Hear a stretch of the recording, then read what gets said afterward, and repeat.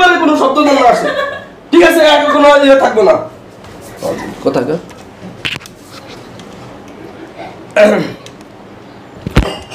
হ্যাঁ, তো যে বলছিলাম দর্শক মন্ডলী, যেটা আমরা আলোচনা করছিলাম, তো আসলে নিডস পূরণ করা উচিত। আসলে প্রত্যেকটা স্ত্রী এমন কি চাহিদা থাকতে পারে, মানে এই ছোটখাটো এই চাহিদাগুলোকে যদি আমরা পরিপূর্ণ করি তাহলে আমরা একটা সংসারকে সুখের করতে পারি।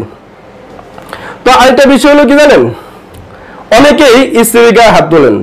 আপনাদের কাছে আমি বিনীত অনুরোধ করব, কখনো এই ভুল কাজটি করবেন না, স্ত্রীকে কখনো মারবেন না, ঠিক আছে? এই শাসন তো করাই হয় না। আরে স্ত্রী কি আপনার সন্তান?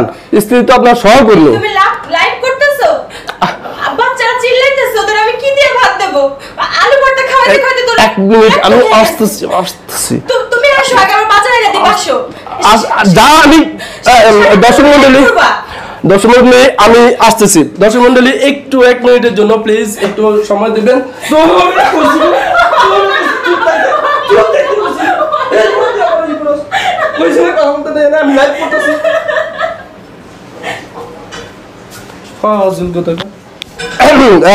সরি দর্শক মন্ডলী, যেটা বলতেছিলাম, এই যে শাসন কিছু কিছু ক্ষেত্রে আবার দেখা যাচ্ছে একটু শাসন করতে হয়, তবে বেশি শাসন করবেন না।